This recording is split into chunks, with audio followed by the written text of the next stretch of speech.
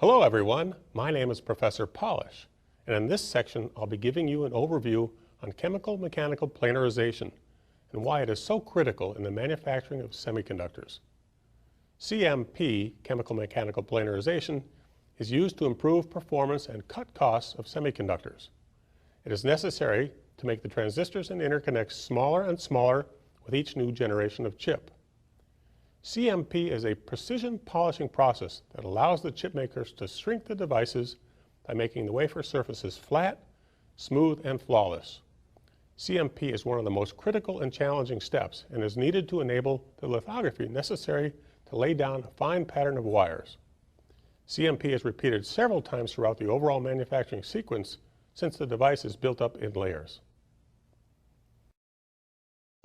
So, let's get a little more into the details of CMP. Here is a schematic of the key elements in the CMP process. There is a tool that costs millions of dollars, usually manufactured by Applied Materials or Ibarra. The job of the tool is to precisely hold and press and slide and spin the wafer face down on a polishing pad that is also rotating.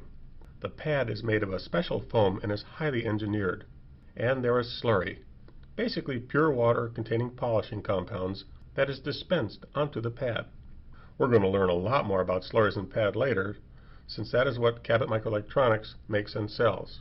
The actions of the tool and pad and slurry is to work together to polish the wafer surface to perfection.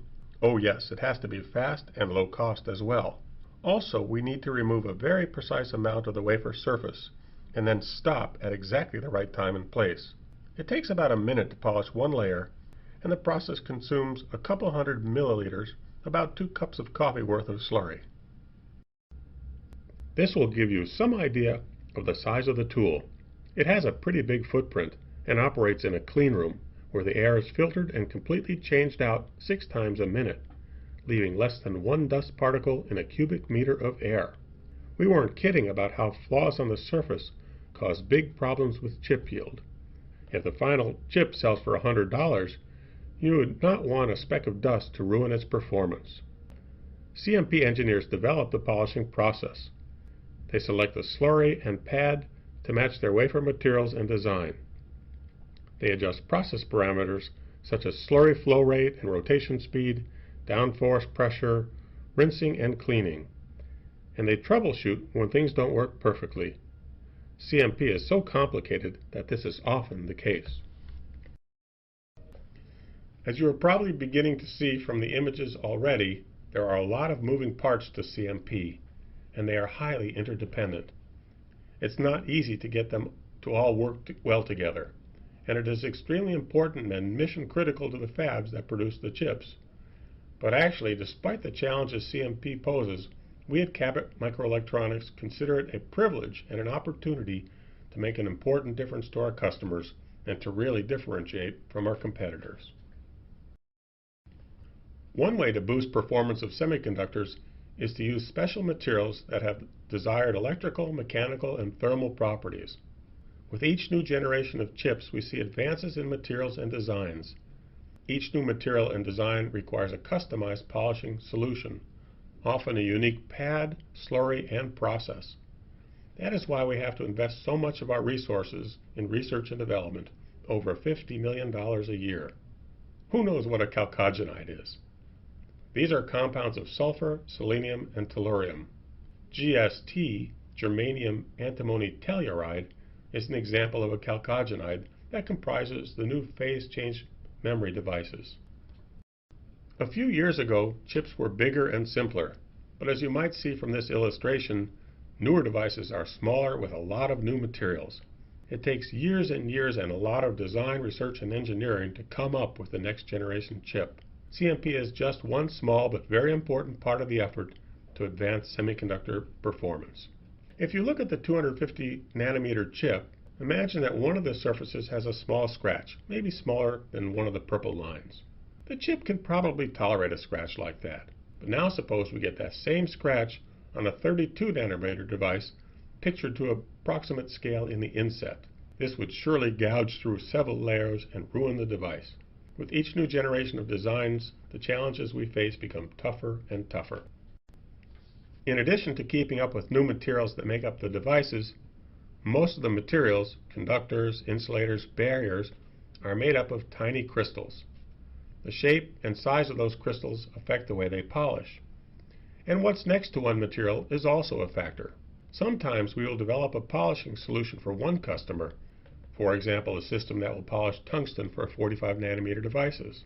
But when we try to use the same solution for another customer who is also polishing 45 nanometer tungsten devices, it doesn't quite work the same. This is a consequence of both the deposition process, the design, and the materials adjacent to the tungsten. Usually we can fine-tune and dial in the process by adjusting the slurry composition and polishing process, but it is rarely as fast and as easy as any of us would like it to be. During the CMP process, we are mostly just polishing one material, such as copper or silica, but often we're required to polish 2 or 3 very different materials at the same time, especially when we are finishing up one layer of material and moving on to the next layer. This is really challenging since different materials polish a lot differently. We'll hear more about this later. Can you guess what happens when we polish a soft material and a hard material at the same time? So now you have a feeling for how and why CMP is important, and a flavor for the tool and process, and why CMP is so challenging. With each new design and advancement, there are new materials and smaller dimensions that make the product even more sensitive to CMP. Oh, by the way, in the sequence of developing a new device, our customers start with designing the patterns of transistors and interconnects. For some companies, that's all they do. We call them fabless, and they simply hand over their designs to a foundry. Other companies design and manufacture their own chips. We call them individual device manufacturers, or IDMs. One very large segment focuses on memory chips. We consider these 3 segments, foundries, IDMs, and memory, as distinct. Once the design is complete, the fabs first develop lithography masks and patterning processes, then the deposition processes, and lastly CMP. What that means is that CMP usually has the least amount of time before the product ramps to high volume manufacturing, or HVM. So CMP always seems to be in the catch-up mode. Now let's talk about what we design and develop at Cabot Microelectronics, slurry and pads.